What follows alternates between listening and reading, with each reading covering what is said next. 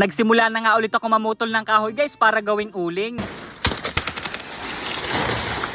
Bali pagkagising ko ay kumuha na agad akong itak. Mamaya na lang tayo mag-aalmusal pagkabalik natin. Tapos nang hiram muna ako ng hasaan sa kapitbahay para hasain tong itak. Medyo mapurol na kasi to at araw-araw nagagamit. Kaya nung okay na umalis na ako sa bahay. Malapit lang naman dito yung puputulin nating kahoy. Nasa gilid lang to ng kalsada dito sa amin. Bali malaking puno nga to ng akasya. Pero itong kahoy na to ay pinapaputo lang sa akin. Maganda rin naman ang uling ng ganito kaya isasama na lang namin ni Papa. Pero ang tunay na may-ari nito yung kapatid ni Nanay. Kaya kung makikita nyo ay meron ditong bakod. Ginawa kasi dati tong kaingin kaya hinarangan. Tapos lumaki na yung puno dito ng akasya. Naging sagabal na nga at kumakalong na dun sa mga tanim. Bali pinutol na nga yung isang sanga neto dito sa mababa. Medyo mataas kasi to kaya yun lang yung naabot. Kaya sinabihan si Nanay na ipaputol na lang daw sa amin. Pero sa tingin ko ay kakayanin naman natin yan. Guys, magaputol ulit tayo ng kahoy. Naman to ganong kalakihan. Kayang-kaya na to, tsaka yung mga sanga lang naman. Ulingin ulit natin. Sa tingin ko is sobrang isang sako to. Makukuha natin dito. Palag na yan. Medyo madami-dami na nga to kapag nakuha nating lahat. Kasi kung natatandaan nyo, yung huling uling namin ay nakatatlong sako lang kami. Kulang na kulang pa talaga kung tutuusin. Pero ito naman ginagawa kong pagpuputol guys, hindi naman para sa akin. Para sa mga magulang ko to, para may magamit sila sa trabaho nila. Sa ganitong paraan kasi kahit papano natutulungan ko sila. Wala nga tayong dalang hagdan or kahit ano, kaya mano-manong akyat na lang. Nagsuot na rin ako ng damit kasi napansin ko na napakaraming ligha sa taas. Tapos ang una kong pinutol ay etong sanga na hindi pa tapos.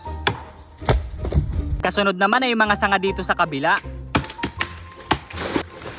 Malambot lang naman sana siyang putulin, yun nga lang ay nabubunot yung itak natin.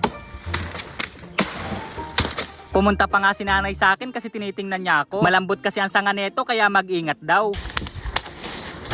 Bali ang una kong pinuputol ay yung nasa itaas. Nang sa ganun ay meron tayong naaapakan habang umaakyat. Sobrang nakakapagod nga lang pero pag nagpahinga tayo kinakagat naman ng langgam. Tapos yung mga sanga na bumagsak dito sa kalsada ay tinabi muna namin. Nakaharang kasi at baka biglang may dumaan.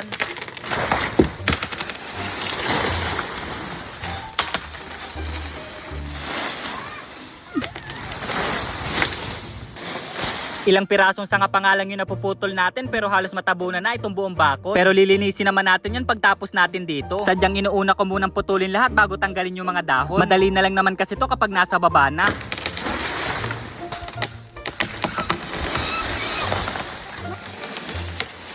Bali yung mga sanga lang talaga yung kinuha natin. Malaki na kasi yung pinakampuno nito kaya hindi na kaya ng itak. At mga ilang buwan lang ang bibilangin ay may tutubo na ulit dyan. Ang pinakam purpose lang talaga nung ginawa natin ay para mawala na yung nakaharang. Magkahalong pagod at katinangay naramdaman natin sa itaas. Pero okay lang kasi natapos naman natin to ng maayos. At sa tingin ko ay hindi lang isang sako yung makukuha natin dito. Meron pa kasi dito sa labas at saka sa loob. May mga malalaking sanga din tayo na naputol. Kaya sulit yung naging pagod natin kapag nauling tong lahat. Pero mga ilang araw pa naman bago natin to isalang. Baka pag umuwi si Papa ay manguha pa kami ng pandagdag. Pero habang wala pa siya ay tayo na muna yung gagawa. At baka mamaya or bukas ay tatanggalin na natin yung mga dahon nito. May mga tanim kasi dito kaya hindi pwedeng patagalin. Basta makapagpahinga lang tayo ng konti ay gagawin na natin. Pero babalik muna tayo sa bahay kasi mainit na dito. 2 fingers sa akin!